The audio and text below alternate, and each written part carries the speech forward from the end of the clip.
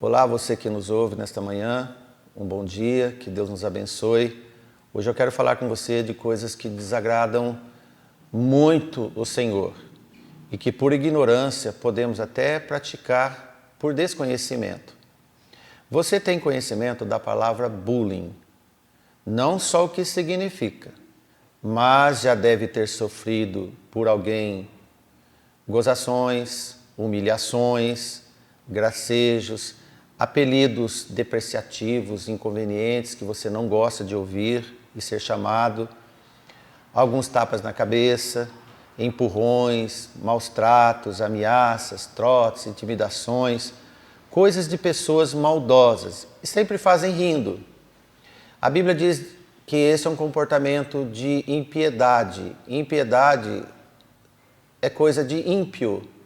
E os ímpios são pessoas que não têm conhecimento e não servem ao Senhor. Geralmente quem passa por humilhações são pessoas dóceis, indefesas, fracas e de bom comportamento. Nada de novo neste mundo de pessoas más. Apenas trocam de nome e dessas atitudes que sempre existiram. No caso, esse nome a inglês, bullying, acredito que é mais para americanizar esta coisa antiga. Esse procedimento indecente sempre existiu, inclusive tem na Bíblia e com alto grau de condenação divino. O apóstolo Paulo disciplina os irmãos para evitar irrestritamente 3 condições de palavras pouco conhecidas, mas que estão relacionadas ao bullying: a torpeza, a chocarrice e a parvoíce. Quero dizer e explicar para você sobre essas 3 palavras. A chocarrice é a famosa chacota, o deboche, a zombaria, a ironia, a gozação, os gracejos, as brincadeiras e aquelas bobices que a gente vê e que todos riem. A chocarrice é um comportamento de pessoas que dão respostas rápidas e todos riem. São os zombadores. Fala coisas sensuais, depreciativas do próximo. Geralmente são depravados. Quem só pensa em diversões imorais, sente prazer em coisas barulhentas. Preste bem atenção nisso. Nós vemos muito esses conteúdos em filmes, novelas e programas de televisão que dão muita audiência. Pode ser que seu filho e você tenham feito muito momento de rir por essas brincadeiras. O tradutor da Bíblia em português, João Ferreira de Almeida, quando ele estava traduzindo para o português, o termo chocarrice, ele vem da eutrália, que é a ação exageradamente inconveniente que ultrapassa a moralidade. Com certeza ele usou esse termo sabendo que o adjetivo chocarreiro é termo português de origem de idioma espanhol, que é chocarreiro, que significa pessoa indecente. Você conhece alguém assim? Pois bem, afaste-se dele para o seu bem. Este é o comportamento de chocarrice. O outro comportamento que Paulo diz é a parvoíce. A parvoíce é atitude pouco inteligente. São tolices, estupidezas, idiotices, coisas loucas, imprudentes e imbecilidade. Se um rapaz sai com a moto correndo e atravessa o quarteirão, ele é uma pessoa parva, inconsequente. O parvo descreve a característica de alguém que sempre comete ações absurdas, geralmente para chamar atenção. E ele sente prazer e vangloria-se de correr perigos, por exemplo.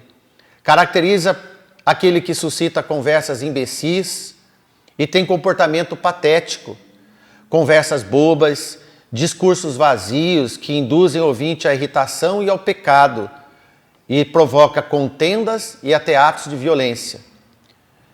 Esses comportamentos em bares, em festas, geralmente acabam em brigas entre famílias e grandes amigos. Uma pessoa parva sempre é tola, gosta de ser meio abobalhado, ou que as pessoas enxergam ele como uma pessoa meio abobalhada, brincalhona, faz caretas, bicagens, trajeito de bocas e olhos. Você sabia que Provérbios condena esse tipo de comportamento? Provérbios 6, versículo 12 em diante, caracteriza tanto a chocarrice quanto a parvoíce. Veja o que diz: o homem mau, o homem iníquo, tem a boca pervertida, acena com os olhos, fala com os pés e faz sinais com os dedos. Há no seu coração perversidade, todo o tempo maquina o mal e anda semeando contendas. Quantas vezes nós vemos pessoas fazer gestos obscenos com os dedos? Quantas vezes a gente vê alguém olhar com o olho de malícia um para o outro sobre algum fato que está ocorrendo? E quantas vezes a gente não vê pessoas de bocas pervertidas, maliciosas, com segundas intenções? Você conhece alguém assim? Espero que você não seja assim. Mas se conhece, seja quem for, afaste-se desta pessoa. E por fim, a terceira é a torpeza. É a qualidade do torpe. Ele é obsceno, desonesto, sem vergonha, é bruto e portador de selvageria. As badernas, os motins, é de quem fazem torpeza. Tempos atrás nós vimos uma classe de jovens chamado Black Blocs, que iam quebrando bancos, lojas. Não sei se você admirou aqueles rapazes, mas eles estavam praticando torpeza. Aqueles quebra-quebra.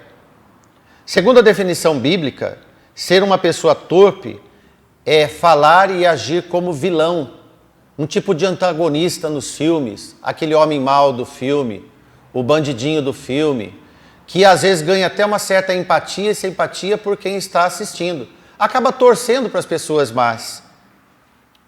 É aquela pessoa que sabe jogar sujo e faz um efeito impressionante. Falta com o decoro, desrespeita regras, comete ações vergonhosas, aceita a corrupção e é corruptor. Estamos assistindo no meio político e da alta hierarquia do nosso país, do nosso estado e até dos nossos municípios, essa lama de pessoas torpes. Entram e saem das prisões sem vergonha nenhuma, mantêm aquele ar de arrogância e aí riem e aproveitam de todos. Ser desonesto, desleal, traidor de confiança, com vista a ter algum privilégio pessoal contra quem age honestamente. Quantos não são assim?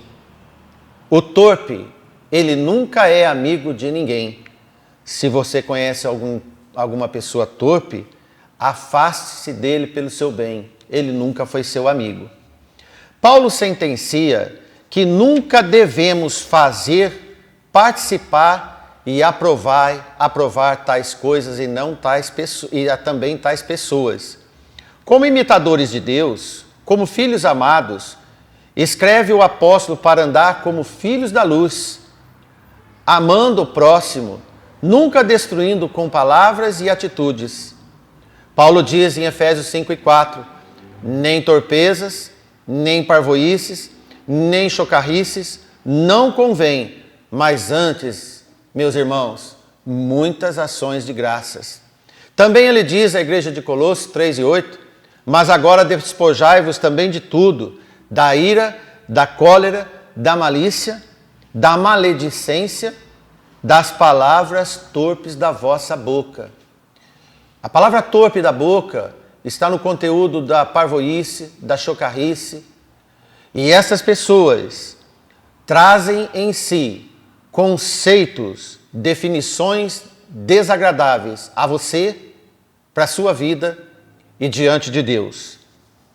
Quero dizer para você, num tom bem forte, que essas coisas nojentas são usadas por pessoas para animar rodinhas de escarnecedores, aqueles que zombam de outras pessoas. Se você quer ser uma pessoa bem-aventurada, abençoada por Deus, jamais deve estar perto e ouvindo pessoas que constrangem alguém, rindo e deliciando-se da humilhação de alguém. nunca participe dessas atitudes. Esses zombadores têm muita audiência nos seus programas humorísticos e nas rodas familiares. Ouvir esses indecentes maliciosos faz com que seja excluído das pessoas bem-aventuradas. Você quer ser excluído? Salmo 1:1 diz: bem-aventurado o homem que não anda segundo o conselho dos ímpios, nem se detém no caminho dos pecadores. Deter é ficar junto no caminho dos pecadores, e nem se assenta na roda dos escarnecedores. Amém? Para completar, eu quero dizer para você que nosso Senhor Jesus Cristo sofreu um certo tipo de bullying. No livro de Marcos, capítulo 15, versículos 16 e 20, quando aqueles soldados, quando foi levado àquela sala de audiência, vestiram Jesus de vermelho, como se fosse um rei, colocaram uma coroa nele, como se fosse uma coroa de rei, mas de espinhos, e puseram na cabeça dele. E começaram a saudá-lo com ironia: salve o rei dos judeus. Veja só, feriram Jesus com agressividade, como diz, com uma cana, cuspiram nele, postos de joelhos, como se estivesse adorando ao Senhor. Que humilhação! Jesus passou por isso. De tanto escarnecer Jesus, tiraram a roupa púrpura dele, desnudaram Jesus e depois colocaram as vestes antigas dele e levaram para ser crucificado.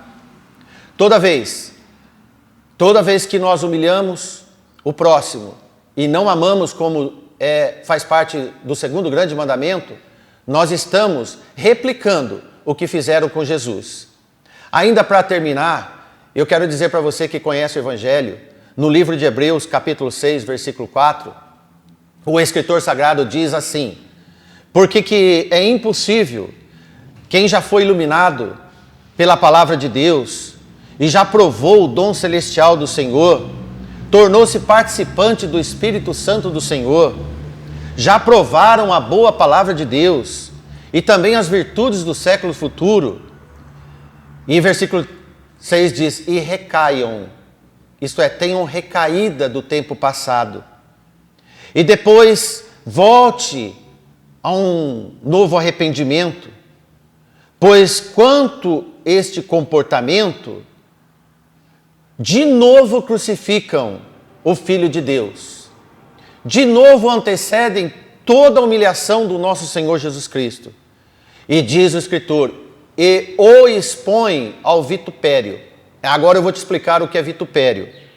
Expor ao vitupério, como nós vemos aqui no versículo 6, é uma frase de alguém que está colocando para quem quer ver numa situação vergonhosa o próximo. É como se você colocasse Jesus de novo à vergonha que antecedeu e a morte da sua crucificação. Este é como um conhecido bullying que sempre existiu, é expor Jesus novamente à parvoíce, à chocarrice, à torpeza, à humilhação, à gozação do povo. As torpezas, as parvoíces, a chocarrice que Paulo orienta não são comportamentos do crente, nunca deve ser. No caso da leitura, é como Jesus exposto novamente à vergonha da cruz. Como novamente, se a minha recaída ou a sua recaída, as coisas deliciosas, divertidas desse mundo, que não traz proveito nenhum, nós vamos cair novamente, na verdade, a humilhação nova de Jesus na cruz. Imagino que nenhum de nós quer causar vergonha ao santo nome do nosso Senhor. Pois então, caso a gente insista em visitar estes comportamentos do mundo antigo, será inevitável a exposição vexatória do nosso Senhor Jesus e Salvador, como se fosse um fiasco insuficiente na sua vida, uma provocação, um escárnio, a zombaria, uma profanação que é o desprezo ao sagrado.